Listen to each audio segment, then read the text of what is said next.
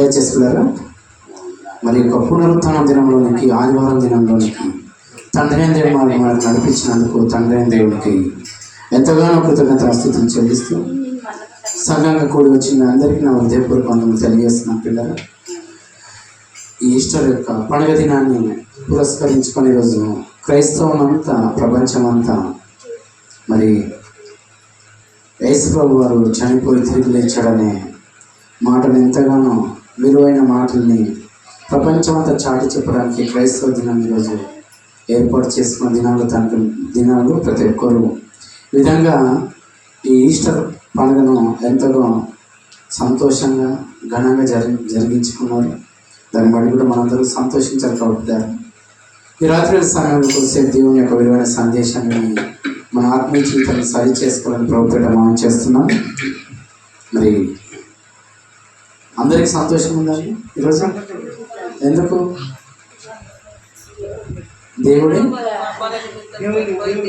దేవుడు మన నిమిత్తం చనిపోయి తిరిగి లేచాడు.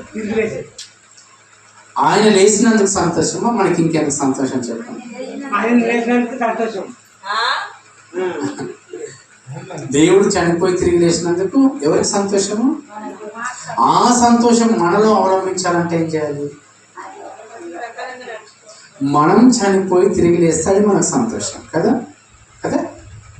మనము చనిపోతాము, మనము సమాధి చేయబడతాము, మనమే తిరిగి లేస్తే అది మనకు సంతోషం.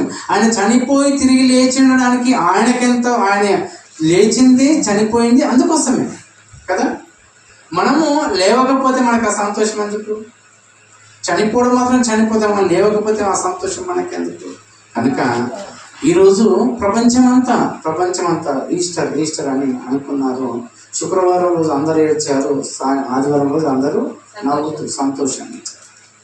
కనుక ఇన్ని సంవత్సరాల నుంచి వింటున్నా ఇందులో మనకేం అర్థమైంది అనేది మనం ఎప్పుడు ప్రశ్నించుకోవాలి. ఒకటి, ప్రభు యొక్క సన్నిధానానికి, లేకపోతే మందిరానికి, లేకపోతే సంఘానికి ఎక్కడైనా మనం వెళ్తున్నప్పుడు ఏ ఆలోచనతో మనం వెళ్ళాలి? అర్థమైందా? ఇక్కడ వచ్చారు, ఇక్కడ కాకుండా ఇంకెక్కడైనా మందిరానికి వెళ్ళారు, ఇంకెక్కడైనా సంఘానికి వెళ్ళారు. అక్కడ వెళ్ళినప్పుడు మనము ఏ ఆలోచనతో వెళ్ళాలి? వింటున్నారా? ఏ ఆలోచనతో వెళ్ళాలమ్మా? వాక్యాన్ని విని వాక్యానుసారం బ్రతకాలని ఆలోచన. ఇంకా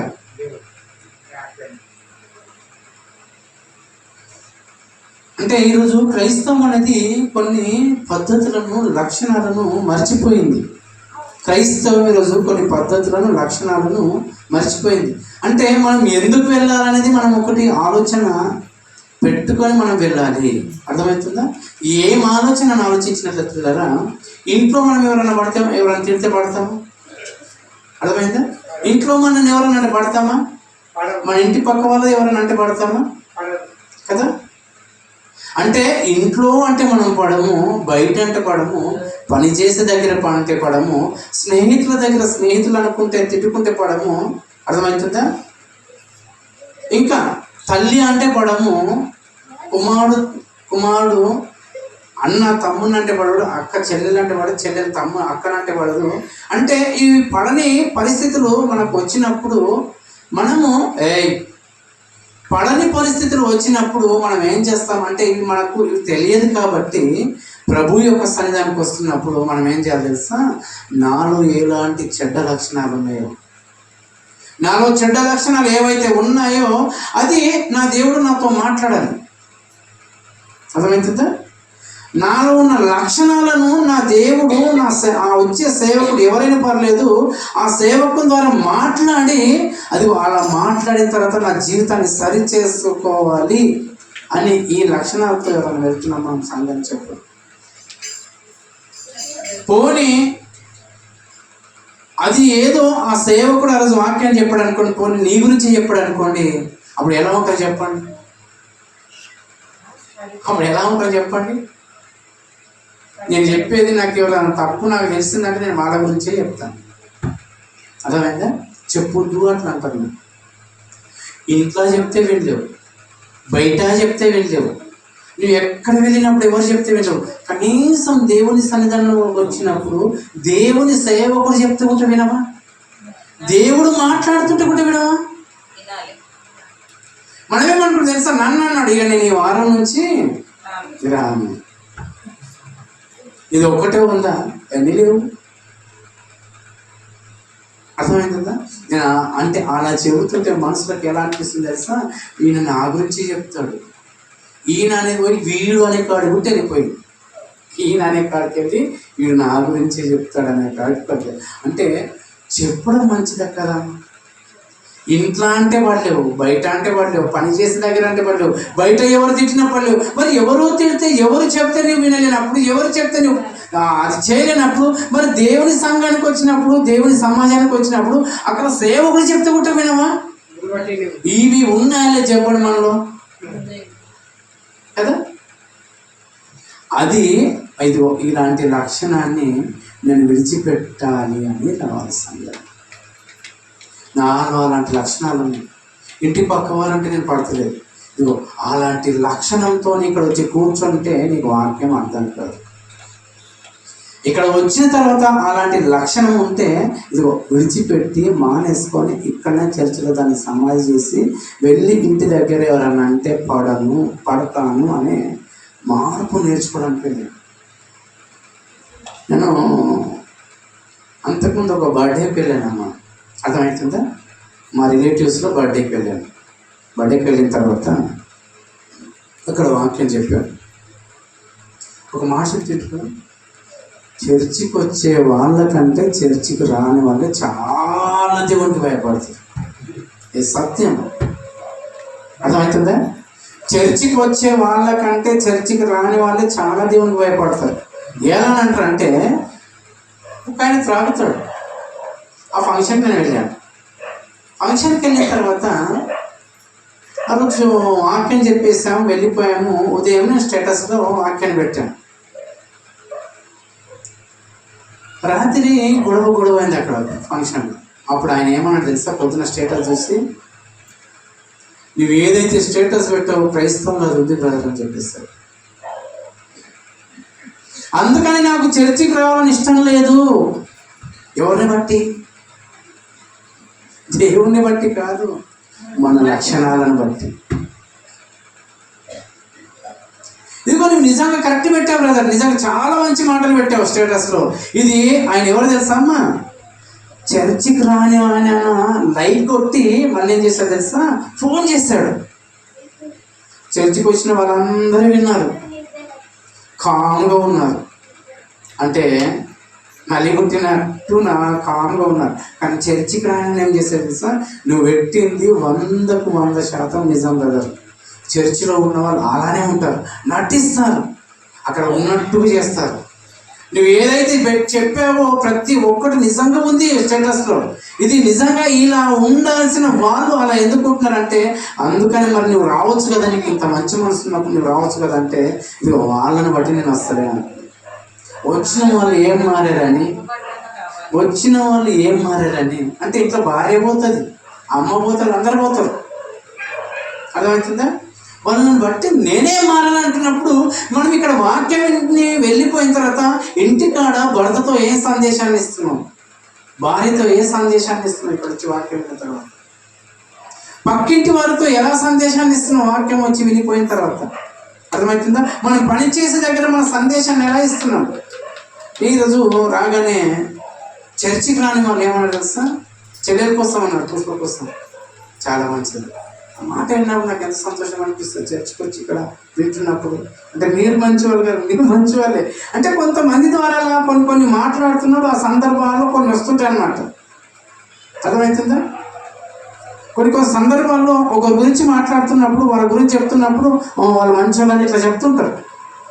అంటే అందరూ కొంచెం మంచినే, కానీ ఒక విషయంలో వచ్చినప్పుడు వాళ్ళు చెప్పారనమాట, వాళ్ళ టాపిక్లో వచ్చినప్పుడు వచ్చిందనమాట అన్నమాట. కనుక ప్రియులారా, ఇలా ఒక మంచి అంటే మంచి సాక్ష్యం మనం ఉంటున్న ఇంట్లో భర్త ద్వారా రావాలి, మనం ఉంటున్న పక్క ఇంటి వారి ద్వారా రావాలి, మన ఊళ్ళో మంచి సాక్ష్యం రావాలి మన గురించి. ఆ సాక్ష్యం వచ్చినప్పుడే నువ్వు వాక్యానికి విన్న అర్థము, నువ్వు సంఘానికి వచ్చిన అర్థము, అది జీవితం ఏం చేస్తుంది తెలుసా? పక్క వారిని ఒక మార్చడానికి, కదిలించడానికి ఎంతో ప్రయాసపడుతుంది మన జీవితం. అర్థమవుతుందా? ఆయన ఏమన్నాడంటే, ఇదిగో నువ్వు పెట్టింది నిజమే, చర్చికి వచ్చే వాళ్ళు అందరూ నటిస్తారు. అంటే నేను ఆ వాక్యం ఏం పెట్టానంటే, ఇదిగో మనుషులందరూ వేషధారులు ఉన్నారు, చర్చికి వస్తారు, ఇలా మనం నటిస్తారు, చర్చికి వచ్చి హల్లెలూయా అంటారు, ప్రైజ్ అంటారు, ఇవంటారు, చెప్తారు. కానీ వాళ్ళ ఇంటికి వచ్చిన తర్వాత, ఇంటికి పోయిన తర్వాత యథావిధిగా ఉంటున్నారు. కాబట్టి ఇది క్రైస్తవం కాదని చెప్పగానే ఆ మాటలు పెట్టిన తర్వాత స్టేటస్లో లైక్ కొట్టాడు, ఫోన్ చేస్తాడు, నిజంగా నేను తప్పు బ్రదర్ అన్నాడు. మరి ఇలా చెప్తే మరి ఎందుకంటే నువ్వు రావచ్చు కదా అంటే, నేను వస్తే ఏం చేస్తానంటున్నాడు తెలుసా? ఒక్కొక్కటి కొడతాను. ఏమంటున్నాడు? నేను చర్చికి వస్తే మాత్రం ఇలాంటి చేసేవాళ్ళ నేను కొడతాను అంటున్నాడు. అదే క్రైస్తవం కాదు అని చెప్పాను. అంటే బయట ఉన్న వాళ్ళకి ఎంత విరక్తి వస్తుంది చూడ, మనం చర్చికి వచ్చిన తర్వాత మన ప్రవర్తనలు మానకపోతే కొట్టాలని అంత కోపం వస్తుందంట మనది. అర్థమవుతుందా? మార్చుకోవాలి, మారుతుంది. ఇక్కడ వచ్చిందే ఎందుకు తెలుసా? మనల్ని దేవుడు ఏమన్నా అంటాడేమో అది విని నేను మార్చబడాలి అనడానికే మనం ఇక్కడ రావాలి. అర్థమవుతుందా? ఇంట్లో అంటే పడలేము, ఎవరంటే పడలేదు, దేవుడి దగ్గరకు వస్తే పడాలి. అది ఉంది కాబట్టి దేవుడి సేవకుల దగ్గర నాతో మాట్లాడాలి ఈరోజు అని ఆశతో ఇంటికి వెళ్ళిన తర్వాత ఏం చేయాలి తెలుసా? ఆ లక్షణాన్ని మనం తీసేసుకోవాలని ఒక్కసారి ప్రార్థన చేయి. ఆ ప్రార్థన తర్వాత దేవుడిని కనికరిస్తాడు. ఈరోజు వాక్యం చెప్తుంటే కొన్ని మాటలు చెప్తుంటే, దేవుడు మన పాపాలని కడగడనగానే ఒక బ్రదర్గా చూస్తాడు. దేవుడు మన పాపాలని కడగడనగానే ఇలా చూస్తాడు. కడగడ దేవుడు పాపాలు కడుగుతాడు, కడగబడ్డాయి మన పాపాలు కడగబడ్డాయి. కడగబడడం అంటే, కడగాలంటే ఏం చేయాలి? ఒప్పుకోవాలి. ఒప్పుకుంటే కానీ దేవుడు కడగడు. అర్థమైందా? దేవా నా పాపాలు కడగంటే కడగడు. ఒప్పుకుంటే కానీ కడగడు. తప్పు చేసాం, కొట్లాడుకున్నాం, పోలీస్ స్టేషన్కి వెళ్ళాం, ఒప్పుకుంటే కానీ విడుస్తాడు లేదా? ఒప్పుకునేంత వరకు విడుస్తాడు. ఒప్పుకుంటే విడుస్తాడు కదా. ఒప్పుకోకపోతే ఇంకా శిక్ష పెరుగుతూనే ఉంటుంది. అందుకనే ఒక చిన్న ఎగ్జాంపుల్, ఒక పోలీస్ స్టేషన్ ఒప్పుకుంటే విడుస్తాడు. మరి మన దేవుని దగ్గర ఒప్పుకోనకుండా ఎలా కడుగుతారు చెప్పండి? ఒప్పుకొని మనం విడిచిపెడితే దేవుడు మన పాపాలను అప్పుడు కడుగుతాడు. మనం ఒప్పుకోకుండా దేవా నా పాపాలు కడుగు అంటే, నువ్వు పాపాలు ఒప్పుకుంటే కడుగుతానన్నది ఎప్పుడైనా అర్థమైందా మనకు? అది కనుక ప్రియులారా, ఈరోజు ప్రపంచం అంతా యేసుప్రభువు వారు లేచారు అంటున్నారు కదా. లేచారు అంటే ఈ రోజు లేచాడు, ఇంతకుముందు లేచాడా? ఈ రోజే లేచాడా, ఇంతకుముందు లేచాడా? 2000 సంవత్సరాల క్రితమే లేచిపడేశాడు. 2000 సంవత్సరాల క్రితం లేచి మరి ఏ రోజు పునరుత్థాన దినాన్ని మనం ఆరాధించుకుంటున్నాము? అమ్మా, పునరుత్థాన దినం అంటే ఏంది? ఆదివారం. ప్రతి ఆదివారం మనకి ఇష్టమే. ప్రతి ఆదివారం మనకు పండుగ. అందరు పండుగకు పోలేవు అంటే నాకు ప్రతి ఆదివారం పండుగే. నాకు అర్థమైందా? ప్రతి ఆదివారం అంటే ఆదివారం ఎందుకు వెళ్తున్నాం అంటే, ఈస్టర్ రోజే దేవుడు లేచాడని ఉందా? లేకపోతే ప్రతి ఆదివారం మనం పునరుత్థాన దినం దేవుని సందర్శించుకోవడానికి వస్తున్నాం అంటే ఈస్టర్ ఒకటే ఆ రోజే లేచాడు అనుకుంటాం. కానీ ఆదివారం తెల్లవారుజామున యేసు లేచి 2000 సంవత్సరాలు అయిపోయింది.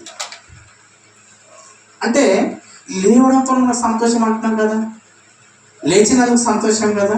అంటే మనుషులకు ఏం అర్థమైంది? లేచాడు కాబట్టి సంతోషం. లేచితే మనకెందుకు సంతోషం? యేసు ప్రభు చనిపోయి లేచాడు, నీకేం సంతోషం, నాకేం సంతోషం? నీవెందుకు పండుగ చేసుకుంటున్నావు, నేనెందుకు పండుగ చేసుకుంటున్నాను? అర్థమవుతుందా? ఆయన లేస్తే మనకెందుకు సంతోషం?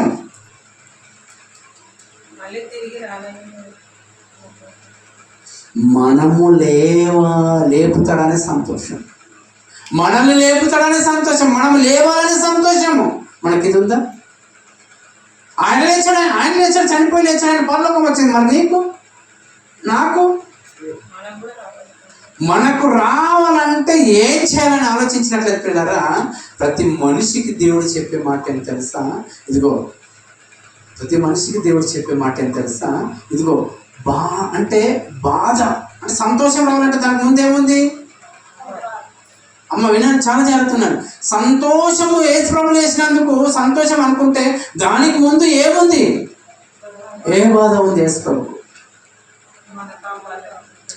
ఎంత బాధపడ్డాడండి. గుడ్ ఫ్రైడే రోజు అనుకుంటాం కదా, ఎంత బాధపడ్డాడు, ఎంత కొడాలతో కొట్టబడ్డాడు, ఎంతగా దూషించబడ్డాడు, ఎంతగా ఉమ్ము వేయబడ్డాడు, ఎంతగా కొడాలతో కొట్టబడ్డాడు, ఎంతగా కాళ్ళతో తన్నేవాడు, కాళ్ళతో తన్నాడు, అరచేతులతో కొట్టేవాడు, అరచేతులతో కొట్టాడు, పిడికిళ్ళు బిగించి గుద్దేవాడు, పిడికిళ్ళు బిగించి గుద్దాడు.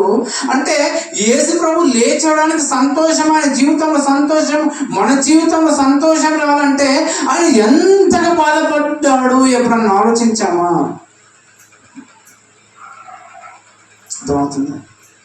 మనము ఆయన సంతోషపడడానికి ఆయన జీవితంలో ఎంత ప్రయాసపడ్డాడు, ఎంత వేదన పడ్డాడు ఎప్పుడైనా ఆలోచించామా?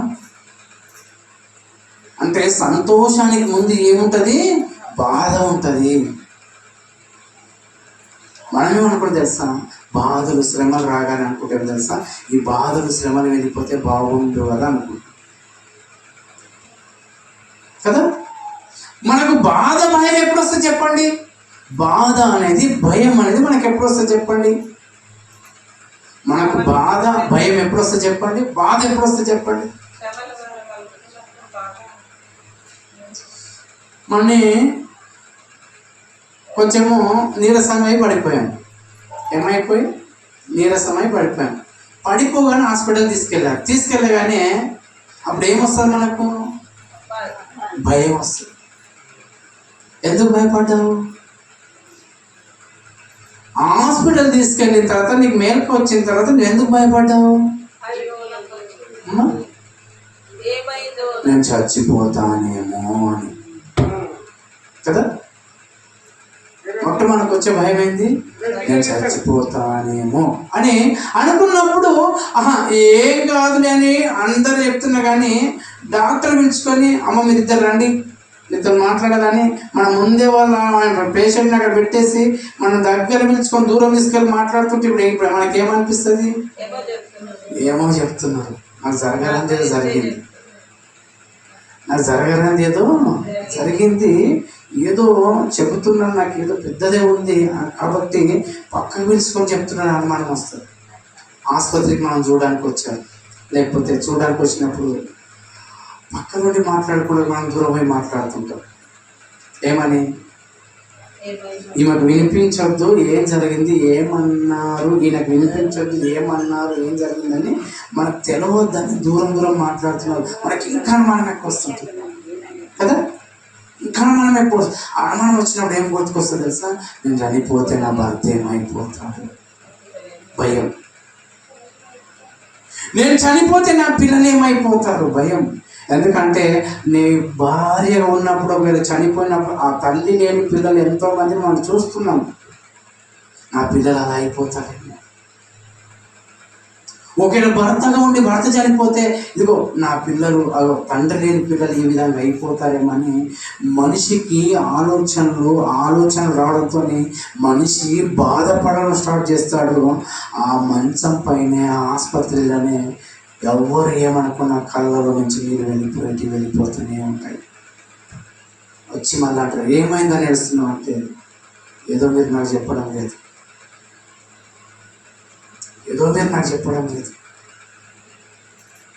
ఏమన్నా డాక్టర్ అంటే ఏం కదా నాకు తగ్గుతుంది అన్న. అయినా కానీ మనసు కుదుట పడదు. ఎంతగా ఎవరు చెప్పినా మనకు మనసు కుదుట పడదు. భార్యను చూడాలనుకుంటారు, పిల్లల్ని చూడాలనుకుంటారు, ఏం జరుగుతుంది, ఏం చెబుతున్నారని దినానికి రోజుకు ఇంటికి వచ్చేంత వరకు ఆ ఏడుపు బాధన ఉంటుంది. అంటే చనిపోతామంటే బాధనా, భయమేనా? అర్థమవుతుందా? చనిపోతామంటే భయమేనా, చనిపోతామంటే బాధనేనా? నేను అంటున్నా ఏంటంటే ఒక క్రైస్తవుడు చచ్చిపోతాడంటే భయపడవచ్చా? అర్థమైందా? ఒక క్రైస్తవురాలు చచ్చిపోతాడంటే భయపడవచ్చా?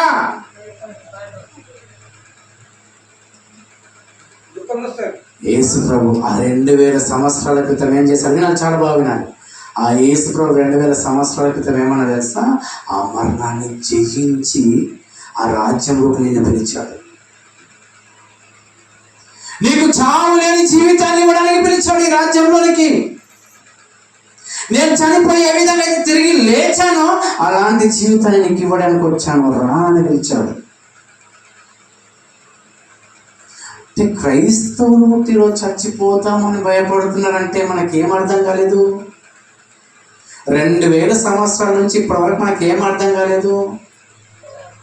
నేను చచ్చిపోతానేమో భయం ఉంది, కానీ నేను చచ్చిపోతా లేపబడతాను, నేను చనిపోయినా తిరిగి లేస్తాను, ఒకవేళ చనిపోయిన నా దేవుడు నన్ను లేపుతాడని నీకు నీ గుండెల్లో నా గుండెల్లో ఆ ధైర్యము ఆ ఆనందం కనిపించిందా? ఎప్పుడన్నా ఆలోచించు.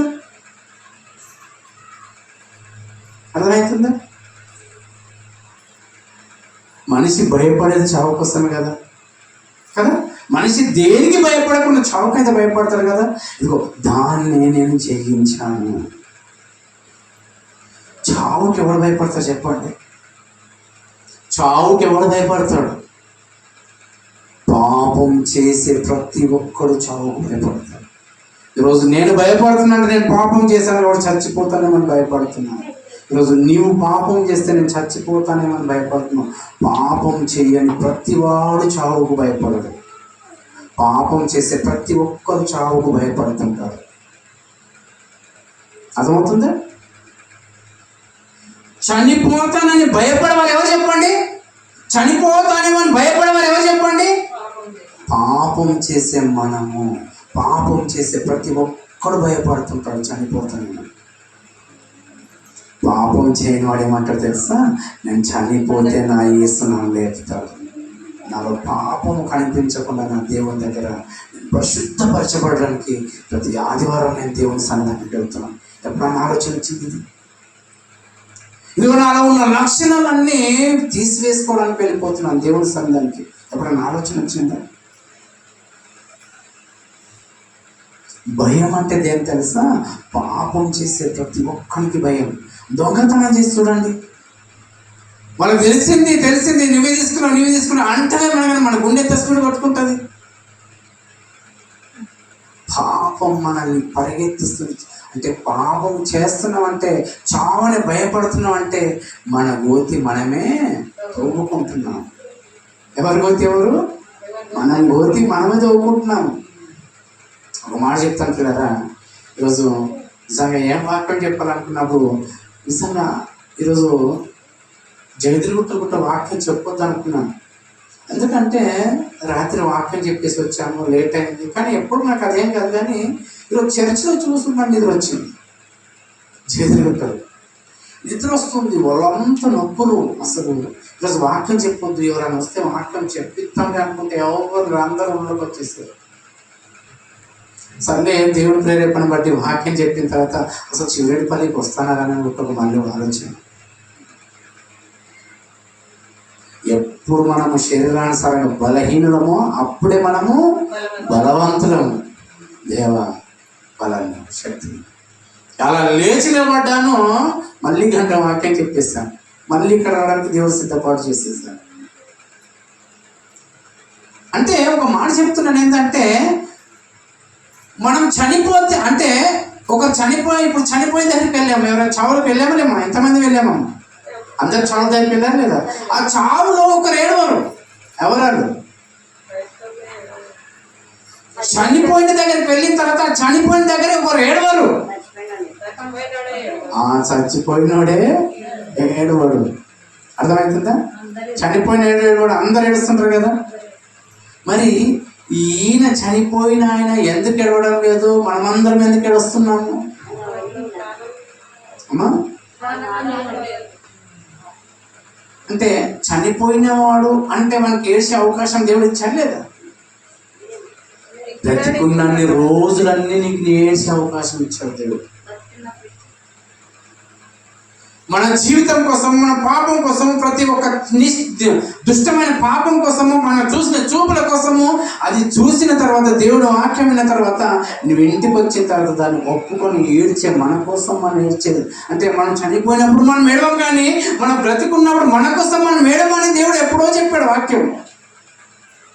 మీకోసం మీరు ఎడవకండి, మీకోసం మీరు ఎడవండి, మీ పిల్లల కోసం ఎడవండి. యేసు ఎంత బాగా చెప్పాడు, సెల్ ఎత్తుకొని పోతుంటే, అమ్మలారా నా కోసం ఎడవకండి, మీకోసము మీ పిల్లల కోసం ఎడవండి. నేను చనిపోతున్నానని కాదు, నేను చనిపోతున్నానని కాదు, ఇదిగో మీకోసం ఎడవండి, మీకోసం. అంటే మనం ఎప్పుడు ఏడుస్తాము? చనిపోయిన వాళ్ళ దగ్గర మనం ఏడుస్తాం, ప్రతి ఒక్కరు ఏడుస్తాం. కానీ ఆ చనిపోయిన దగ్గర ఎవరు ఎడవరు? చనిపోయిన వారే ఎడవరు. కానీ దేవుడు ఏమంటుంది తెలుసా పిల్లలు, మన కోసం మనం ఏడ్చుకునే రోజు, బ్రతికున్న రోజులు మన కోసం మనం ఎడవాలి. అది ఏడుపు ఎలా అంటే, మనం చేసే ప్రతి కార్యక్రమం ఏది మంచిగా ఉంది, చెడ్డగా ఏది ఉంది, దాన్ని ప్రతిసారి ఇక్కడ వచ్చి విని వెళ్ళిపోయావంటే, ఇక్కడ వచ్చి కూర్చొని వెళ్ళిపోయావంటే నువ్వేం చేయాలి తెలుసా?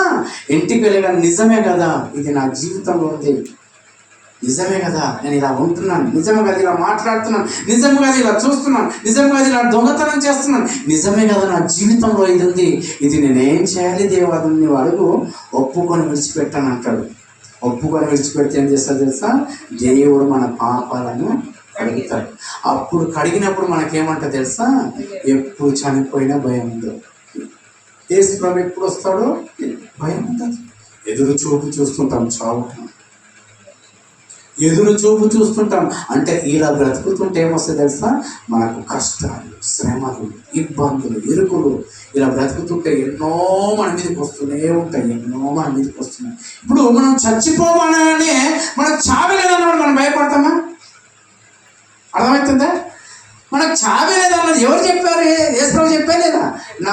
నేనే మార్గము, నేనే సత్యము, నేనే జీవము, ఇదిగో నేను జీవితాన్ని, నిత్య జీవితాన్ని ఇస్తానని యేసు చెప్పాడు లేడా? చెప్పినప్పుడు మనకు చావు, మనం భయపడుతున్నాం అంటే ఇంకేముంది మనలో? పాపం ఉంది. భయం తర్వాత పాపం ఉంది కాబట్టి భయపడుతున్నాం. అంటే ఇప్పుడు ఒక చిన్న ఎగ్జాంపుల్ చెప్తాను. పొద్దున జయదుర్గులో కూడా చెప్పాను. ఎంతమంది రాముని యుద్ధము, రావణాసురుడి యుద్ధం చూస్తారు చెప్పండి? చూస్తారు లేదా? చిన్నగా చూస్తారు లేదా? నేను కూడా చూస్తాను. కానీ రావణాసురుడికి ఎన్ని తలాలు ఉంటాయి? 10 తలలు ఉంటాయి. 12 కాదు, 10 ఉంటాయి. రావణాసురుడికి 10 తలలు ఉన్నప్పుడు రాముడు ఏం చేస్తాడు? బాణం తీసి ఇడుస్తాడు. ఇసురగానే అది ఏం చేస్తుంది? ఆ తలకు ఏం చేస్తుంది? ఆ బాణం ఏం చేస్తుంది తెలుసా? ఆ తలను తీసుకొని అలా వెళ్ళిపోతుంది. చచ్చిపోతాడు అని రాముడు అనుకుంటాడు. కానీ రావణాసుడు ఏమంటాడు? నవ్వుకుంటే ఇంకో తల వచ్చి ఉంటుంది. అర్థమవుతుందా? ఇంకో తల వచ్చి కూర్చోగానే చనిపోలేదు ఏందని మళ్ళీ ఒక బాణాన్ని తీస్తాడు, మళ్ళీ విసురుతాడు. మళ్ళీ విసురగానే ఆ బాణం వచ్చేసి మళ్ళీ తలకాయని తీసుకుపోతాడు. ఇంకో తలకాయ అన్నప్పుడు మళ్ళీ చూస్తాడు. ఇప్పుడు చనిపోలేని వాడు చచ్చి ఎంత చంపాలని చంపుతున్నా కానీ వాడు చనిపోకపోతే ఆ రావణాసురుడికి భయం అవుతా? అందుకని నవ్వుతున్నాడు వాడు, నాకు చావు లేదన్నట్టుగా. అర్థమైందా? నీవు ఎన్ని బాణాలు విసురు, ఎంత విసురు, ఎన్ని తలలు పోయినా నేను చనిపోను, నాకు మరి ఒక తల వచ్చి కూర్చుంటా, ఒక తల వస్తుంది. అంటే చావు లేని వాడు ఎలా ఉంటాడు? చావు లేని వాడు ఎలా ఉంటాడు? ఫిలిప్పీలకు రాసిన పత్రిక 4వ అధ్యాయం. ఫిలిప్పీలకు రాసిన పత్రిక 4వ అధ్యాయం.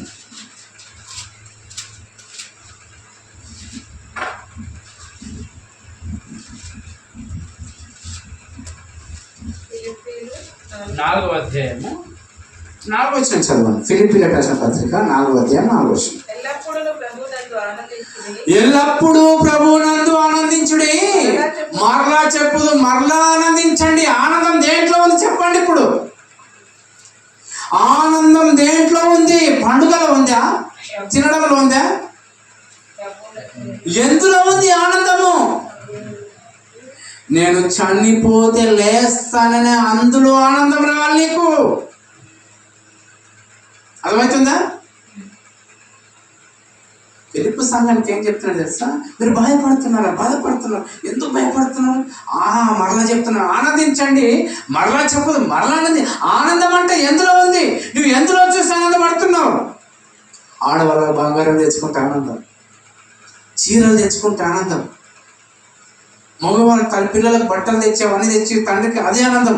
ఒక ఇల్లు కట్టుకొని ఆనందం, ఒక డబ్బులు బ్యాంక్ బ్యాలెన్స్ ఉన్నాయి ఆనందం, ఒక మంచి కారు తెచ్చుకోవడం ఆనందం. ఇవన్నీ మనిషికి ఆనందిస్తుంది, ఆనందంలో ఉంటుంది. కానీ ఈ ఆనందాన్ని దేవుడు ఏమంటుంది తెలుసా? ఒక రోజు విడిచిపెట్టుకోతావు ఆనందాన్ని.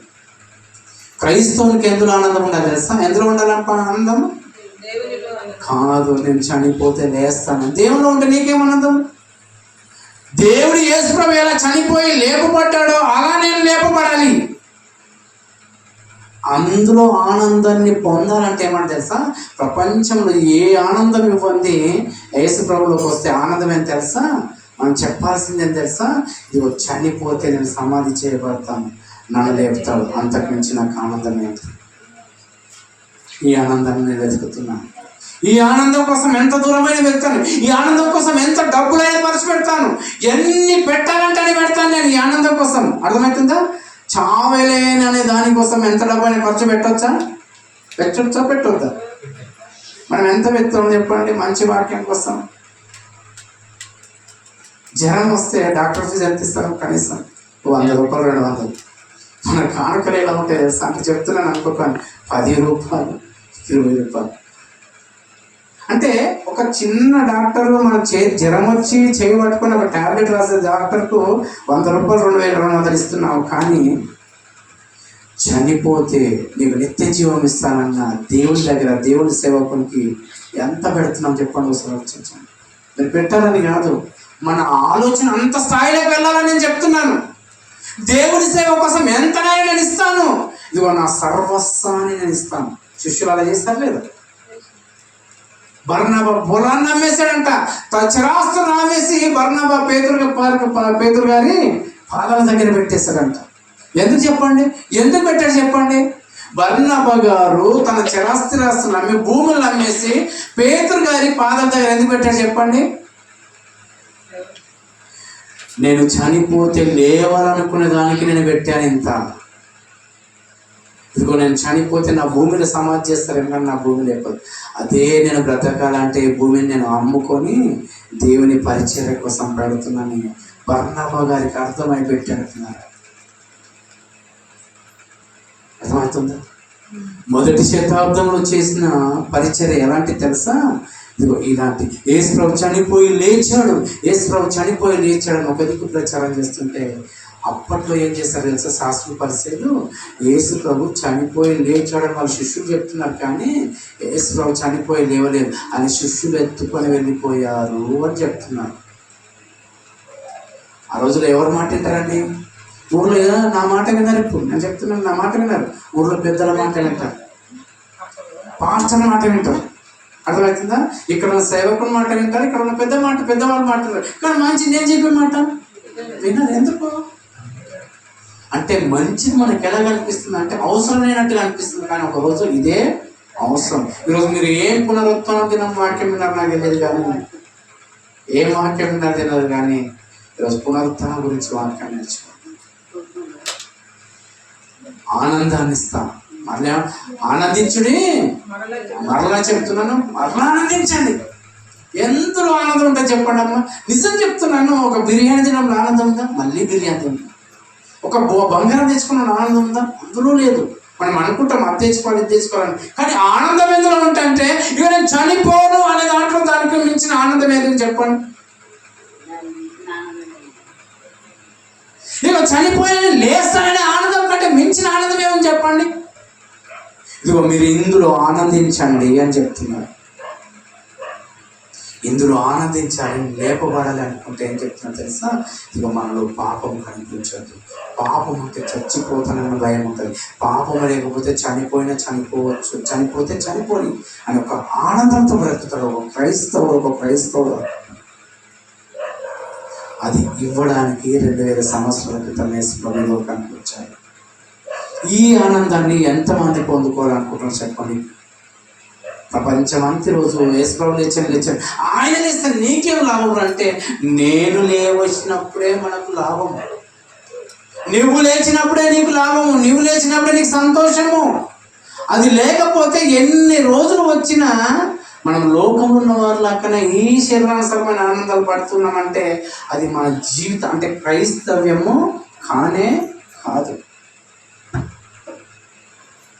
ఈరోజు చూడండి పిల్లరా, పండుగ అందరు వచ్చి కూర్చోడమంటాం, అయినా రా కదా. ఏం అర్థమవుతుంది మనసులకు? కొరింథీయులకు రాసిన పత్రిక, 1 కొరింథీయులకు రాసిన పత్రిక 15వ అధ్యాయం మొదటి కొరింథీయులకు రాసిన పత్రిక 15వ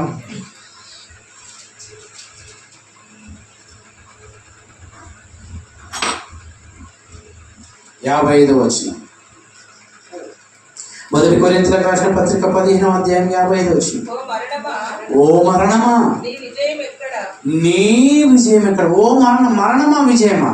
చావుకు విజయమా? ఎలా చెప్తున్నారండి పౌలు గారు? ఓ మరణమా నీ విజయం ఎక్కడ? ఓ మరణమా నీ ముళ్ళు ఎక్కడ?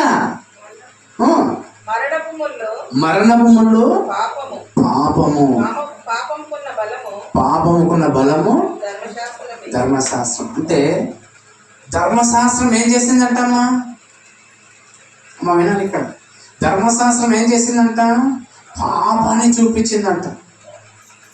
ఇదిగో ఈ తప్పు చేస్తే ఇది, ఈ తప్పు చేస్తే ఇది అని చూపించిందంట. కానీ ఆ పాపాన్ని జయించే శక్తి లేదంట ధర్మశాస్త్రం. అంటే ఎక్కడి నుంచి పాపం స్టార్ట్ అయిందమ్మా? పాపం అనేది ఎక్కడి నుంచి ఆరంభమైంది చెప్పండి? ఎక్కడి నుంచి? ఆదాము. అక్కడ ఎలా పాపం ఆరంభమైంది? మొట్టమొదట పాపము ఎలా ఆరంభమైంది? కూర్చో. మొట్టమొదట పాపం ఎలా ఆరంభమైంది? భర్త మాట, దేవుడి మాట వినకపోవడం ద్వారా పాపం ఆరంభమైంది. దేవుడు ఆదాము చెప్పాడు. ఆదాము చెప్పింటారు లేదు అవ్వకు పండినతని చెప్పింటారు లేదు, చెప్పింటాడు. భర్త మాట విందా భార్య? ఎక్కడ మన కుటుంబంలో గొడవ స్టార్ట్ అవుతాయి తెలుసా? భర్త మాట విననప్పుడే కుటుంబంలో గొడవలు స్టార్ట్ అవుతాయి. అర్థమవుతుందా? అంటే ఆ పాపము ఈరోజు మన కుటుంబంలో కనిపిస్తుందా లేదా? భర్త మాట వినకుండా ఉండడము కనిపిస్తుందా లేదా? కనిపిస్తున్నప్పుడు మనము పాపంలో ఉన్నామా లేదా చెప్పండి? ఈరోజు చర్చికి వచ్చిన వాళ్ళందరూ భర్తకు మాట వినే వాళ్ళు ఉన్నారా? భర్తకు లోబడే వాళ్ళు ఉన్నారా? లేనప్పుడు మనం ఎందుకు చెప్పండి? అంటే మొట్టమొదటి పాపం ఎలా ఆరంభమైందంటే భర్త మాట భార్య వినలేదు. అక్కడి నుంచి పాపం ఆరంభమైంది. కాస్త మళ్ళీ ఏం చేసింది తెలుసా? రెండో పాపం ఏం చేయించింది తెలుసా? కయ్యేనుతో హేబేలును చంపించింది. చంపుతున్నారు లేదా? కయ్యేను హేబేలును ఎందుకు చంపాడు? దేవుడు తమ్ముని అర్పణను అంగీకరించాడు. నా అర్పణ ఆ కుళ్ళు మనలో ఉందా లేదా? ఒకడు ఇల్లు కట్టుకుంటే కుళ్ళు ఉందా? ఒకడు మంచి బంగారం తెచ్చుకుంటే కుళ్ళు ఉందా? ఒకడు మంచి బట్టలు వేసుకుంటే కుళ్ళు ఉందా? ఉందా లేదా? అంటే ఇప్పుడు మనం పాపమా పాపం చేస్తున్నామా నేను చెప్పండి? అంటే పాపం ఎలా ఆరంభమైందని చెప్తున్నాడు దేవుడు బైబిల్లో. ఓ మరణమా నీ విజయం ఎక్కడ? ఓ మరణమా ముళ్ళు ఎక్కడ? ఆ మరణపు ముళ్ళు పాపం అయితే ఆ పాపాన్ని విరిచిందే యేసు ప్రభు. ఆ పాపాన్ని ఈరోజు నీ ద్వారా యేసు ప్రభు ఏమంటే తెలుసా? ఆ పాపాన్ని విరవాలనుకుంటాను. భర్తకి ఎంతమంది లోబడతారు? ఈరోజు ఒక నిర్ణయం తీసుకో. మొట్టమొదటి కుటుంబాన్ని ఎక్కడ చెడు అంటే గడిబిడి చేసింది దయ్యము. భార్య భర్తల్లో ప్రేమ లేకుండా చేసేసింది. భార్య భర్తల్లో ప్రేమ లేకుండా చేసింది. భర్త భార్యని ప్రేమించకుండా. ఈరోజు చూడండి ఎన్ని అక్రమ సంబంధాలు అండి. భార్యలు ఉన్నా లేదా? చూస్తున్నారు లేదా? చూస్తున్నామా? మన ఊర్లో చూస్తున్నామా? మన ఊర్లే కాదు ప్రతి ఊర్లో ఉన్నాయి లేదా? అక్రమ సంబంధాలు అంటే భార్య భర్తలో ప్రేమ లేనప్పుడు ఏమి అంటే ఇప్పుడు నువ్వు అక్రమ సంబంధం పెట్టుకున్నాడు భర్తను ప్రేమిస్తావా? నువ్వు అక్రమ సంబంధం పెట్టుకున్నాడు భార్యను ప్రేమిస్తావా? అంటే ప్రేమలు ఎలా విడగొడుతుంది చూడు అపవాది. భార్య భర్తల ప్రేమను ఎలా విడగొడుతుంది చూడు. మాట వినకుండా చేస్తుంది, అక్రమ సంబంధాలను తీసుకెళ్తుంది. అప్పుడు మన కుటుంబంలో చూస్తారేమో భయపడుతూ పాపం చేసే వాళ్ళు ఉన్నారులే చెప్పండి. అది తప్పని తెలుసు, అందరు చూస్తారని చూడొద్దనే దగ్గరికి వెళ్ళి చూడొద్దనే ప్లేసులకి వెళ్ళి తప్పుడు చేస్తున్నామలే చెప్పండి మనం. ఓ మరణమా ఈ ముళ్ళు ఎక్కడ? చంపించిందండి తమ్ముని కయ్యంతో. ఏలేదు, భర్తకు మాట వినకుండా లోబడకుండా చేసేసింది దయ్యము ఆదాముకు అవ్వను. దయ్యం మనం పాపం అంటే నేను తప్పు చేస్తానేం కదా అనుకోవడం కాదు, నీ భర్తకు నువ్వు లోబడకపోవడమే పెద్ద తప్పు. దేవుడు అదే అడుగుతాడు నిన్ను. భర్తకు భార్యను ప్రేమించకపోవడమే మొట్టమొదటి తప్పు. దేవుడు నిన్ను అదే అడుగుతాడు, మనల్ని అదే అడుగుతాడు. అర్థమవుతున్న పిల్లలు, పాపం ఇది పాపం. ఆ పాపం ఉంటే ఏమొస్తుంది, మనకు భయం వస్తుంది. ప్రతి క్షణం భయపడుతూ బ్రతుకుతున్నాం, భయపడుతూ పాపం చేస్తున్నాం. ఈరోజు పాపం చేయని వాడు, తప్పు చేయని వాడు భయపడతాడమ్మా కదా, భయపడతాడు. మరి తప్పు చేస్తున్నాం అంటే మన చావు మనమే కోరి తెచ్చుకుంటున్నాము. మనమే నిత్య జీవాన్ని ఏం చేసుకుంటున్నాము, సమాధి చేసుకుంటున్నాము. ఓ మరణమా నీ ముళ్ళు ఎక్కడ అంటే 4000 సంవత్సరాలు ఈ మరణం పైన విజయం పొందింది ఎవరు, అపవాది. యేసు ప్రభు వచ్చేంత వరకు, యేసు ప్రభు వచ్చేంత వరకు మరణం పైన విజయం పొందింది. అంటే పాపాన్ని చేయిస్తూనే ఉంది, చేసిన పాపం చేయిస్తూనే ఉంది.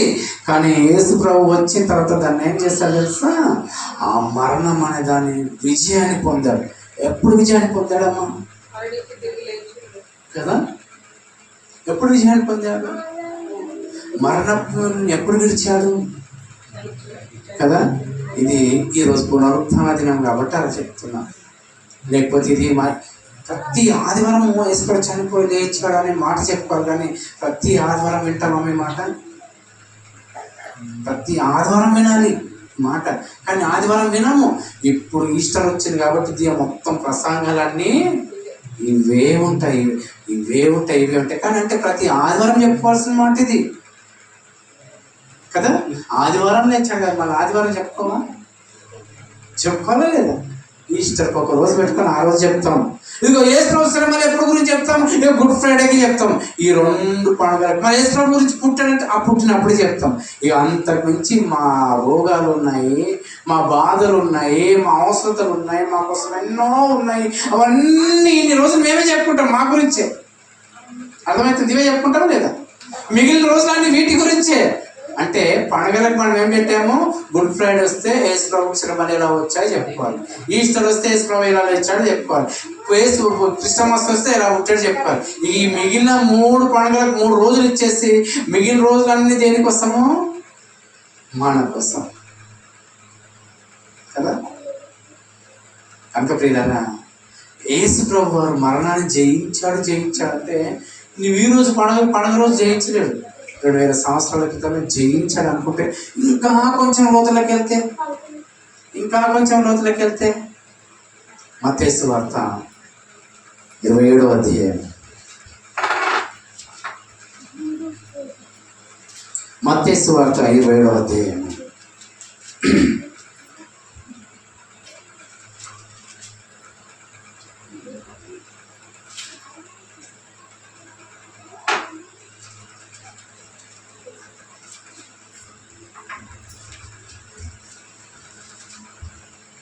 మత్తయి సువార్త 27వ అధ్యాయం 50 వచనం చదువుదామా. మరణాన్ని అంటే యేసు ప్రభు ఎప్పుడు జయించాడు మరణానికి అనేది కూడా మంచి గుర్తుంటుంది. చదవండి. యేసు మరలా బిగ్గరగా కేక వేసి ప్రాణం విడిచెను. అప్పుడు దేవాలయపు తెర పైనుండి క్రింది వరకు, ఇదిగో ఈ తెర కోసం చెప్పిన వాళ్ళు ఉంటున్నారు లేదా? ఇప్పుడు ఫ్రైడే రోజు తెర కోసం చెప్పారా? ఇంకా దేవాలయపు తెర పైనుండి క్రింది వరకు 2గా చినిగెను, భూమి వణికెను, బండలు బద్దలైన. ఇది చెప్పారమ్మా, ఇది చెప్పారు. ఇంకా ఇది చెప్పారు. అర్థమవుతుందా? ఇది చెప్పారా? సమాధుల నుంచి చదవండి. సమాధులు తెరవబడెను, నిద్రించిన అనేక మంది పరిశుద్ధులు శరీరములు లేచెను. యేసుప్రభు చనిపోయినప్పుడు ఏమైందంటమ్మా, ఆ ప్రాంతం అంతా చీకటి అయిందంట. చీకటి అవగానే వెలుగుగా బ్రతికిన వాళ్ళు లేచారంట సమాధుల నుంచి. ఎవరు? పరిశుద్ధంగా బ్రతికిన వాళ్ళు లేచారంట. అంటే యేసు ప్రభు వారు మరణ విజయాన్ని ఎప్పుడు పొందాడు? చనిపోయిన మరో క్షణమే. అక్కడ యేసు ప్రభు వారు అక్కడ ఆత్మ అప్పగిస్తున్న తండ్రి చేతికి అప్పగించగానే ఇక్కడ పరిశుద్ధుల ఆత్మలు, పరిశుద్ధులు మళ్ళీ లేవమంటారు. మరణాన్ని ఎలా జయించాడు యేసు ప్రభు అంటే చనిపోయి 3వ దినం కాదు, ఇక్కడ క్షణాల్లోనే మరణాన్ని జయించాడు.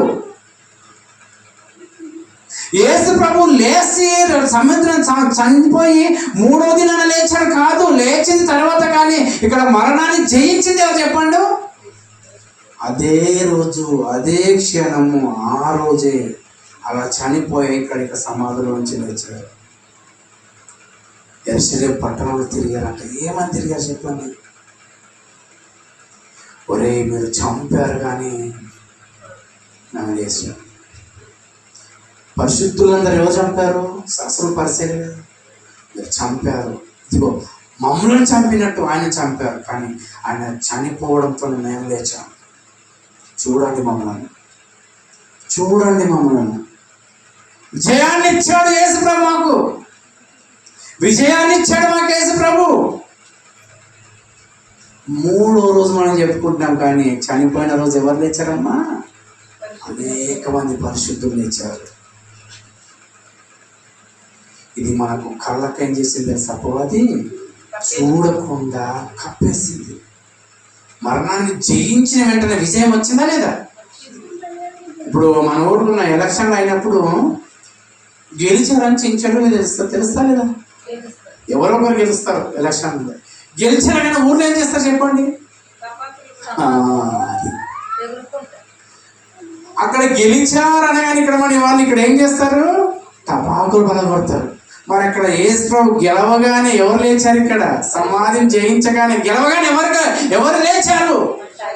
పరిశుద్ధులు అందరూ. యేసు ప్రభు వారు గెలిచారు, యేసు ప్రభు వారు గెలిచారు. ఇదిగో చావును ఓడించాడు, పాపాన్ని ఓడించాడు, ఆ మరణములను విరిచేశాడు. ఆ మరణములను విరిచిన తర్వాత ఏమని తెలుసా? ఇదిగో చావు అనేది లేని జీవితం ఆయన ఇస్తున్నాడు. ఇదిగో దానికి మేము సాక్షులమని తిరిగారమ్మా యెరూషలేము ప్రాంతం అంతా. మొట్టమొదట చనిపోయి లేచి ఎవరు సువార్త ప్రకటించారంటే పరిశుద్ధులు. మరియమ్మ తర్వాత, మరియ తర్వాత, పేతురు తర్వాత. అంటే బైబుల్ మూలకాలం ఎప్పుడైనా వెళ్తాం మనము? ఓ మరణమాని ముళ్ళెక్కడ, ఓ మరణమాని విజయం ఎక్కడ, ఓ మరణమాని విజయం ఎక్కడ, ఓ మరణమాని ముళ్ళెక్కడ? ఇవో మరణాన్ని విరిచిన ముళ్ళు పాపం, ఆ పాపాన్ని జయించింది యేసు. ఏమన్నా తెలుసా? ఇక లేచి సమాజం అంతా తిరిగారంట. చీకటి అయిన ప్రాంతంలో వెలుగుగా తిరిగారు. ఇప్పుడు ప్రపంచం శివుడిపల్లి అంతా చీకట్లో ఉంటే ఇక్కడ వచ్చి వాక్యం విన్న వాళ్ళు ఎలా ఉండాలి తెలుసా? వెలుగుగా తిరగాలి. మనం వెలుగు ఎలా అంటే మన పాపం చంపబడాలి, మన క్రియలు చంపబడాలి. ఇగో తిరుగుతుంటే మన గురించి మంచులని చెప్పినప్పుడే మనం వెలుగుగా ఉన్నాము. పక్కవారు నిజమే కదా, ఈయన మంచిది, ఈయన మంచోడని చెప్పినప్పుడే మనలో వెలుగు ఆరంభమైన, లేకపోతే వెలుగు లేదు.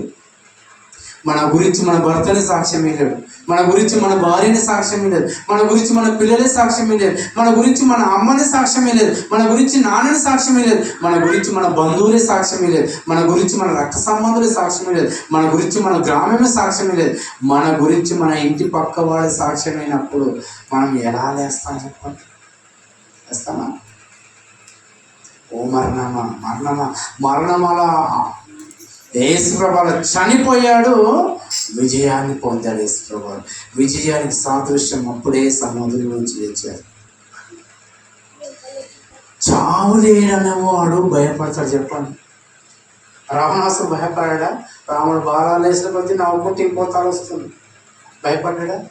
చావు లేదనే మనము భయపడము. అంటే చావుకు మనం భయపడుతున్నామంటే తప్పనిసరి మనలో పాపం ఉంది.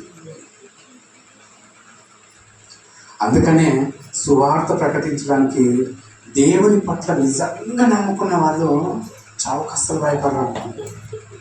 నిజమైన విశ్వాసి చావుకు భయపడరు. నిజమైన విశ్వాసం చావుకు భయపడరు. నిజమైన సేవకులు చావుకు భయపడరు. ఎందుకు తెలుసా? ఇగో చనిపోయినా మేము లేస్తాము, చనిపోయినా మేము లేస్తామన్నప్పుడు ఇంకా చావుకి ఎందుకు భయం చెప్పండి? చచ్చిపోతాము ఇక లేవమంటేనే భయం కదా. చచ్చిపోతే లేస్తామన్నప్పుడు ఇంకేందుకు భయం చెప్పండి? అది 2000 సంవత్సరాల క్రితం వేసుకోవడం నీకు ఇవ్వడానికి నాకు ఇవ్వడానికి వచ్చాడు. దీనిలో ఉంటే మనకేమో తెలుసా? భయమే లేదు, ఏ బెదురు ఉండదు, ఏది జరుగుతుందని ఆలోచన ఉండదు. నేను ఎప్పుడో వస్తూ ఊర్లోకి అట్లానే వచ్చుంటాయి, కుక్కలన్నీ వచ్చిన అవి న్యాయపడి తిరుగుతుంటాయి. వీటికి నేనెలా తెలుసు అనుకుంటూ వస్తాను. నిజంగా వీటికి నేనెలా తెలుసు? నిజమైన సేవకున్న ఒక మూగ జీవుడు గుర్తుపడుతుంది, కానీ మనుషులు గుర్తుపట్టడం లేదు. ఈరోజు అర్థమవుతుందా?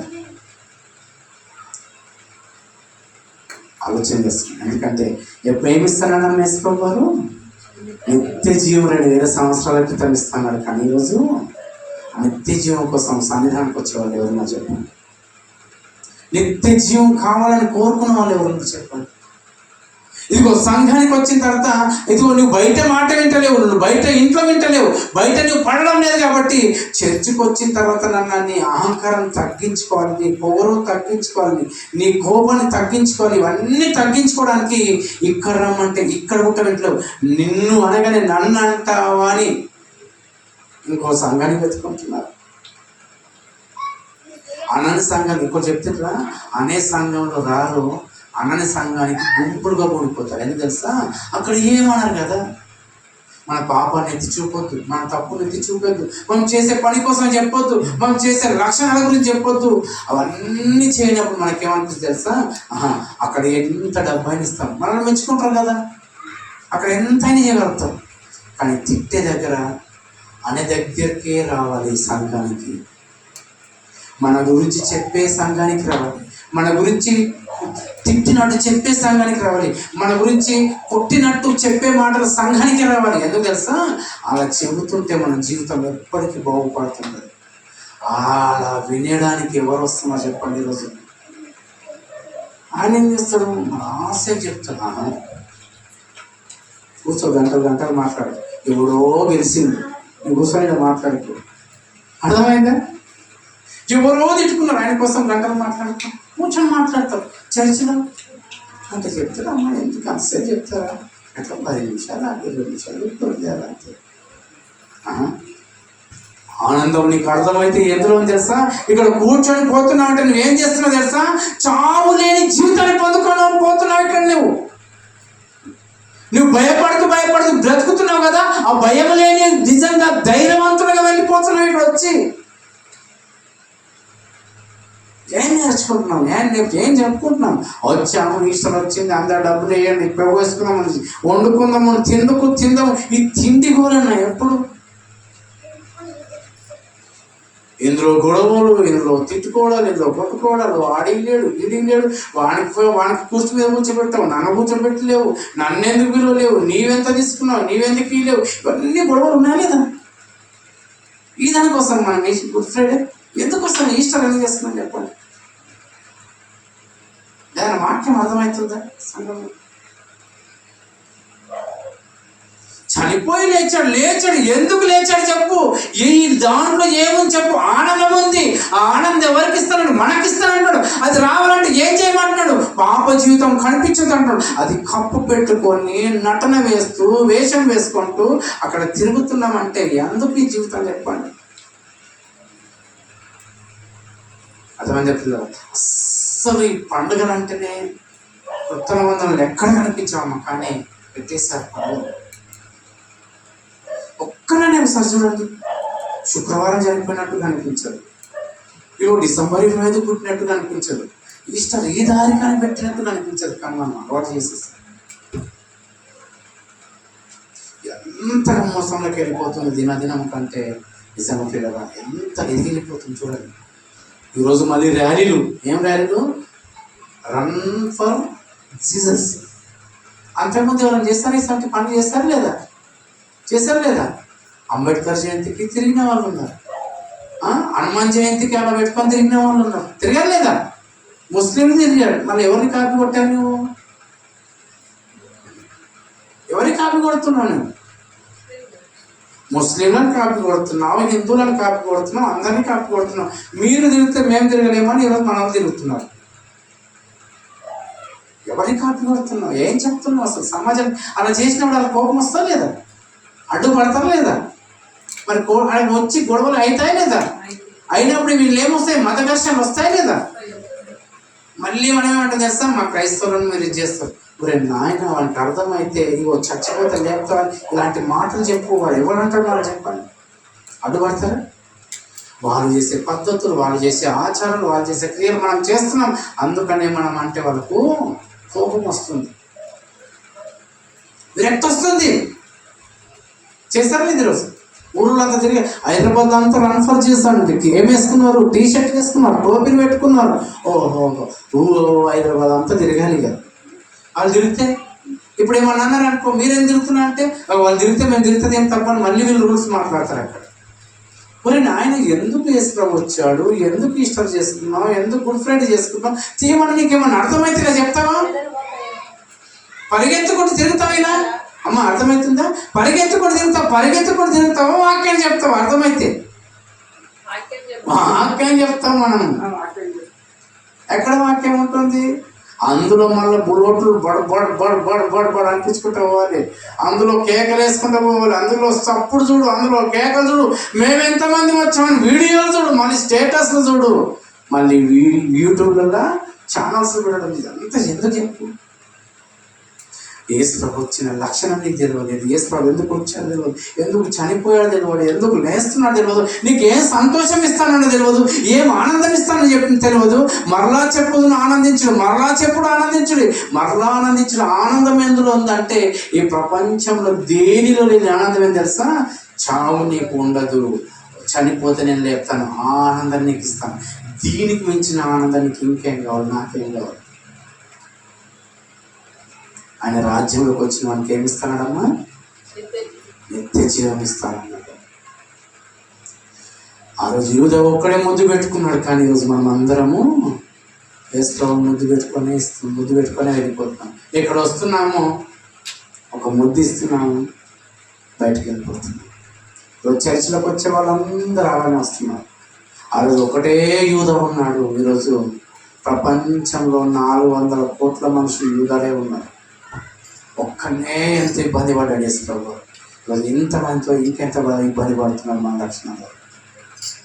సంతోషాన్ని ఇస్తానన్న యేసుప్రభుకు మనం ఎంత ఇబ్బంది పెడుతున్నాం చూడండి మన క్రియల ద్వారా. అర్థమవుతుందా? మనకు సంతోషాన్ని ఇస్తానన్న యేసుప్రభుకు మనం బాధ పెడుతున్నాం. నీకు సంతోషాన్ని ఇవ్వడానికి వచ్చానంటే లేదు, నీవు సంతోషం నాకు ఇవ్వద్దని మన క్రియల ద్వారా యేసుప్రభుని బాధ పెడుతున్నాం. మన ఆలోచన ద్వారా మనం యేసుప్రభుని బాధ పెడుతున్నాం, మన చూపుల ద్వారా యేసుప్రభుని బాధ పెడుతున్నాం, మన క్రియల ద్వారా యేసుప్రభుని బాధ పెడుతున్నాం. ఎన్ని విషయాలతో యేసుప్రభు అంటే నీలోనే చర్చికి వచ్చే వాళ్ళలోనే ఇన్ని అలవాట్లు ఉన్నప్పుడు లేని వాళ్ళు ఇంకెంత చెప్పండి. ఎంతకి ఇబ్బంది పెడుతున్నాం తెలుసా యేసుప్రభుని? వద్దుగానే మనమన్నా ఈ కొద్ది మంది, మనం 20-30 మంది కనీసం మనము వెలుగులుగా కనిపించాలి. మనలో జీవితాలు ఏం కనిపించాలి? సంతోషం సంతోషం సంతోషం సంతోషం. ఏమి లేకున్నా సంతోషం ఉండాలి, ఏదైనా ఉన్నా సంతోషం ఉండాలి. ఏమి ఉన్నా లేకున్నా మనం ఎలా ఉండాలి? సంతోషం. మనకి ఏమి ఇస్తానని తెలుసా? నిత్య జీవం ఇస్తాను, చచ్చిపోతే నేను లేపుతాను, చావులేని జీవితం. ఇంత నుంచి సంతోషం ఇంకేం కాదు తెలుసా? అది వెతుక్కున్నాం, పట్టుకున్నాం, దొరకబట్టుకున్నాం. ఇక్కడ నుంచి మనము కదలడానికి వీలు లేదు. అర్థమవుతుందో పిల్లలు? కనుక విలువైన సందేశాన్ని ఈస్టర్ పండుగ నేను మనం ఊరుకొని తినడం కాదు. ఎందుకు నేను ఊళ్ళో ఫంక్షన్కి వెళ్తలేను తెలుసా? ఎక్కడైనా ఒకరు మాట్లాడేవాడు ఉండడం లేదు, అలకరించే వరకు లేదు. ఈరోజు ఒక వింత సూచిస్తుంది. సర్లే ఇంకెందుకు, ఇక అందరితో ఉన్న కొద్ది మందితోనే బలపడాలని ఒక ఆలోచన. ఎవరైతే మనకు చులకన చూస్తారు చూడండి, అక్కడ వెళ్ళడానికి నేను ఇష్టపడను. ఎందుకంటే అది కరెక్ట్ మనది కాదు గుర్తు. అర్థమవుతున్న పిల్లలు. అందుకనే దేవుడు మనకి ఏదైతే ఇస్తానన్నాడు, దాంట్లోనే సంతోషపడాలి. మరణపు మెల్లు విజయం, ఆ మరణాన్ని జయించే జీవితం ఇస్తాను, మరణాన్ని జయించే జీవితం. చచ్చిపోతానని బాధపడుతున్నప్పుడు ఆ బాధను తీసేసి సంతోషాన్ని ఇస్తున్నాను, జయించే. అలా యేసు చనిపోయాడు, ఇలా లేచారు పరిశుద్ధుడు యెరూషలేము సమాధుల నుంచి లేచారు. జయాన్ని పొందాలి. ఆ జయాన్ని మనం పొందాలి. ఆ రాజ్యంలోకి వచ్చిన మనము జయాన్ని, నిత్య జీవం అనే జయాన్ని పొందాలి. మరణం పైన విజయాన్ని పొందాలి. మనము యేసు ప్రభు పొందిన విజయాన్ని మనం పొందాలి. అంటే యేసు ప్రభులాగా బ్రతకాలి. అంటే యేసు ప్రభులాగా బ్రతకాలంటే బాధలు అనేటివి మనకు కంపల్సరీ వస్తాయి. ఆ బాధల్లో సంతోషం తెలుసు. వీరికి రావాలంటే బాధ అన్నాడు. 3 గంటలు ఆట నడపాలంటే ఎంత బాధ ఉంటుందమ్మా. మళ్ళీ 3 గంటలు వెళ్ళాలంటే ఎంత బాధ ఉంటుంది.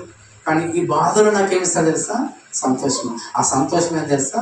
మీరు వాక్యం విని మీరు నిజంగా మీ ముఖంలో కదలికుంటారు. చూడండి, వాక్యం వింటున్నప్పుడు నేను చూస్తున్నాను ఎవరు బాగా వాక్యం వింటున్నారు, ఎవరు బాగా వాక్యం వింటారు. ఇది చూసి మళ్ళీ బయటికి వెళ్ళిన తర్వాత కొంచెం మీ గురించి తెలుస్తుంటాయి కొన్ని. అప్పుడు ఆ మాటలు విన్నప్పుడు చాలా సంతోషపడతారు. అయ్యో నిజమే కదా, మనం దేవుడు నడిపించిన నడిపింపుకు ఒక 2 3 మంచిగా చాలు. ఆ సంతోషాన్ని అంత పిల్లరా. అందుకనే యేసు ప్రభు 2000 సంవత్సరాల క్రితం వచ్చి ఏం చేశారమ్మా? చనిపోయి సమాధి చేయబడి తిరిగి లేచారు. ఆయనతో మనం నిత్య జీవం ఉండాలంటే ఏం చేయాలి? ఆయన ఉన్న లోకంలో ఉండాలంటే మనం ఏం చేయాలి? ఆయన జ్ఞాపకం చేస్తున్నాం. ఆయన జ్ఞాపకం అంటే ఏం చేస్తుంది? జ్ఞాపకం అంటే ఏంటి? యేసు ప్రభు శరీరము, యేసు ప్రభు రక్తాన్ని మనం కంపల్సరీ రొట్టెలో యేసు ప్రభు శరీరము రొట్టెను విరవాలి రక్తంలో. ఇదిగో నా శరీరాన్ని తిని నా రక్తం త్రాగిన వాడే నాతో పాలివాడు. అర్థమవుతుందా? నా శరీరాన్ని తిని నా రక్తాన్ని త్రాగిన వాడే నాకు పాలివాడు. మరి ఆయనలో పాలిభాగస్తులం కావాలంటే పాలివారంటే ఎవరు? మనం పాలివారంటే ఎవరు అనుకుంటాం? మనం చచ్చిపోతే మన భూములు తీసుకున్నవాడు మన పాలివారు కదా. కానీ మనతో యేసు ప్రభుతో పాలివారం అయితే మనం చేస్తే ఏం చేస్తా? ఆయన చనిపోయి లేచాడు, మనకు ఆ జీవితాన్ని ఇస్తాడు. ఆయనతో పాలివారం అంటే శరీరంలో చేయవేయాలి, రక్తంలో చేయవేయాలి.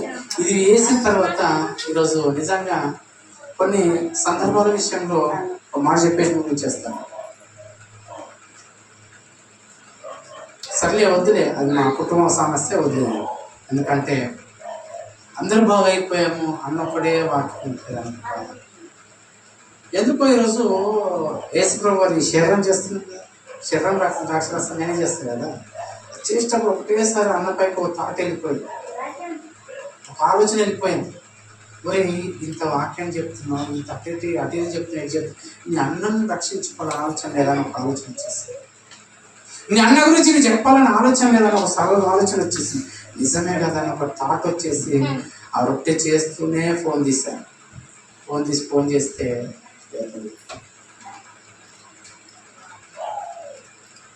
నీ కుటుంబాన్ని నీ సొంత నీ రక్తాన్ని పంచుకున్నాను, అన్నను నువ్వు రక్షించుకోవాలని ఆలోచన లేదా నాకు అని ఒక థాట్ వచ్చి నిజం లేదు.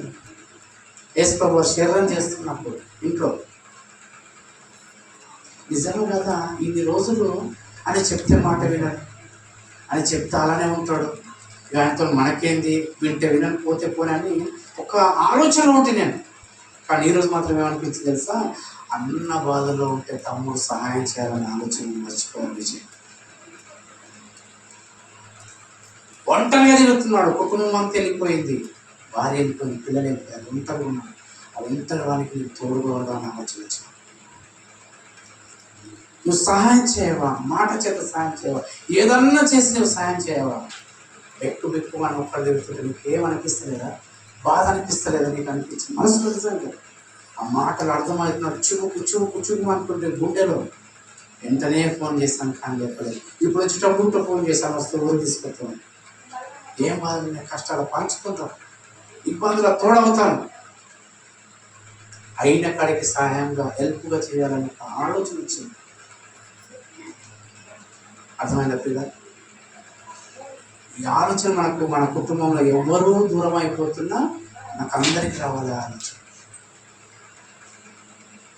డబ్బు ఏముంటుందండి, బంగారం ఏముంటుందండి, ఇల్లు ఏం చేస్తుందండి, ఏదేం చేస్తుందండి, మన వాళ్ళు మనకు దూరం అవుతుంటే ఆ బాధ కనికరం అనేది మనకు పుట్టలేదు. అది పుట్టినప్పుడే నిజమైన విశ్వాసం, నిజమైన సేవకుడు, నిజమైన విశ్వాసురాలు. మన వాళ్ళు ఇక్కడ ఇంతమంది ఉన్నప్పుడు మీకు ఎందుకు అనిపిస్తలేదు చెప్పండి? ప్రతి ఆదివారం మన వాళ్ళని తీసుకురావాలని ఎందుకు అనిపిస్తలేదు చెప్పండి? ఎందుకు అనిపిస్తలేదు మన వాళ్ళని తీసుకురావాలని? మన వాళ్ళ గురించి మనం ఎందుకు ఆలోచించలేకపోతున్నాం? ఆలోచించండి. మన మాట వింటలేరని మనమే దూరం చేసుకుంటాం వాళ్ళని. మన నాలో ఒకటి ఏముంది తెలుసా? అప్పుడు అర్థమైంది ఏం తెలుసా? నీలో ఒక స్వార్థం ఉంది విజయ అనిపించింది. నీ భార్య అంటున్నావు, నీ పిల్లలు అంటున్నావు, నీ చర్చ అంటున్నావు, నీ సంఘం అని తిరుగుతున్నావు, కానీ పట్టించుకునే లక్షణం నీలో లేదనిపించింది. అప్పుడేమనిపించి చేస్తా, దేవ తప్పు చేస్తున్నాను, క్షమించాను.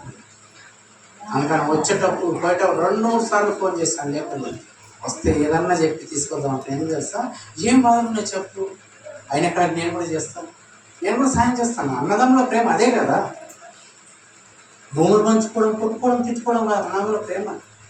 ఒక బాధలు ఉన్నప్పుడు ఒక హెల్ప్ చేసుకోవాలి, ఒకరి ఇబ్బందులు ఉన్నప్పుడు సహకరించుకోవడం కాదు ప్రేమ అనేది. అది నేను చెప్తున్న వాక్యానికి సరి అనిపించలేదు ఈరోజు. నేను వాక్యం చెప్తున్నాను కానీ సొంత నీ రక్తాన్ని పంచుకున్న అన్నకే నువ్వు హెల్ప్గా ఉండలేనప్పుడు నువ్వేం సేవ చేస్తావని ఒక ప్రశ్న వచ్చింది. అర్థమైందా? మనం ఏం చేస్తాం తెలుసా? మన వాళ్ళకి మాత్రం సాయం చేయాలి, కానీ బయట వాళ్ళకి మాత్రము ఎంత కావాలంటే చేస్తాం. ఫస్ట్ దేవుడు ఎందుకు ఇచ్చాడు తెలుసా?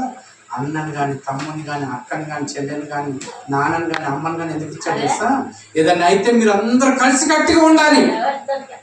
అర్థమవుతుందా? ఇంట్లో ఒక ఫ్యామిలీగా ఉన్నారంటే ఏదన్నా అయితే మీరు అందరు కలిసి కట్టుగా ఉండాలి.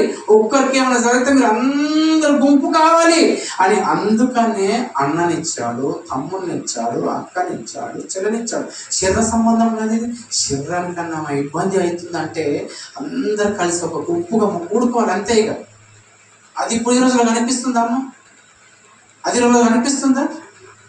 లేదు. క్రైస్తవం అది కాదు. నీ కుటుంబాన్ని కాపాడుకోమన్నాడు. కుటుంబం తర్వాతనే బయట. అంతకుముందు ఊరికి వస్తున్నప్పుడు పరిచర్యకు అక్కడిక్కడ వాక్యం చెప్తుంటే అసలు ఊరికి రావాలని ఆలోచన లేకుండా నాకు అసలు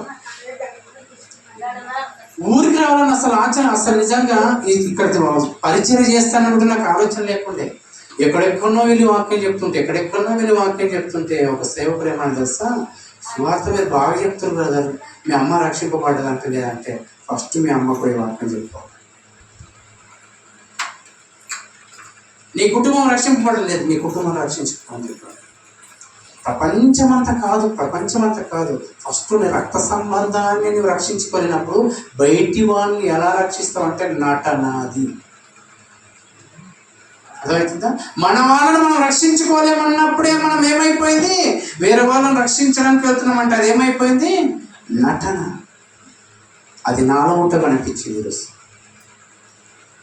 అర్థమవుతుందా పిల్లల? ఎందుకు కుటుంబాన్ని దూరం చేసుకోకుండా ఎవరు? దయచేసి చెప్తున్నా, కుటుంబంలో చిన్న వాటి కోసం దూరం చేసుకోకుండా. అన్నదమ్ములకు దూరం కాకండి, అక్క చెల్లెలకు దూరం కాకండి, నాన్న అమ్మకు దూరం కాకండి. ఎందుకు తెలుసా? మనకు చివరి వరకు వాళ్ళే మనకు సహకారం చేస్తారు. ఎవ్వరు ఆ ఫ్రెండ్స్ కానీ ఎవరైనా కానీ అలా వచ్చేసి వెళ్ళిపోయే వాళ్ళే, కానీ రక్త సంబంధం మాత్రమే, కుటుంబం మాత్రమే మనకి ఏదైనా సహాయం చేసేవాళ్ళు.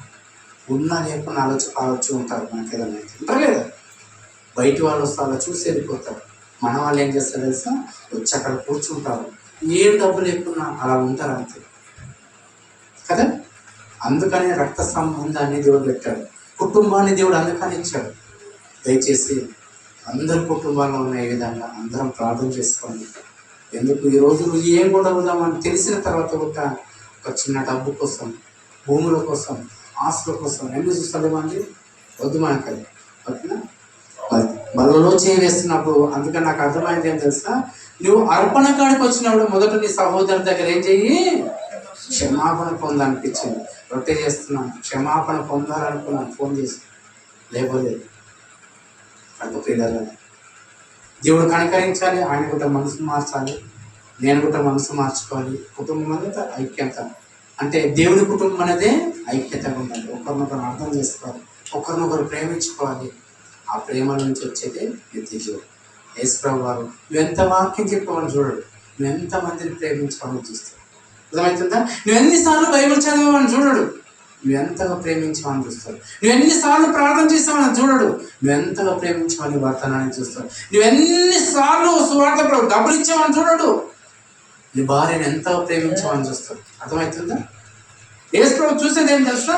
నువ్వు బైబిల్ చదివావు, సేవ కోసం ఇచ్చావు, ఇవన్నీ కాదు, నువ్వు ఎంతగా ప్రేమించావు నీ కుటుంబాన్ని చూస్తావు యేసుప్రభు. అర్థమవుతుందా? ఇలా దాని దూరం కాకుండా మనం ఎప్పుడైనా చర్చికి వస్తున్నప్పుడు మనం ఎవరితో గొడవపడ్డాం, వాళ్ళతో సమాధాన పడి ఇక్కడ అంటే మన జీవితాన్ని దేవుడు మారుస్తాడు, మన ఆలోచనలను మారుస్తాడు, మన పరిస్థితులను మారుస్తాడు. కనుక ప్రియులారా, ఈరోజు యేసుప్రభు శరీరంలో చేయవేస్తున్నాం, యేసుప్రభు రక్తాన్ని చేయవేస్తున్నాం. ఎవరి పట్ల నీకు విద్వేషాలు ఉంది, ఎవరి పట్ల ద్వేషం ఉంది నీకు, ఎవరి పట్ల చెడ్డగా ఆలోచిస్తున్నావు, అలా ఆలోచించుకుంటా యేసుప్రభు శరీరం చేయవేస్తే శాపాలు వస్తాయి కానీ దీవెనలు రావు. కనుక ప్రియులారా, యేసుప్రభు శరీరం గురించి ప్రార్థన చేసుకుని దయచేసి మీ కుటుంబాల కోసం ప్రార్థన చేసుకోండి, మా కుటుంబం కోసం కూడా ప్రార్థన చేసుకోండి. అన్ని విషయాల్లో మన దేవుడు సహాయాన్ని ఇస్తాడు. ఓకేనా?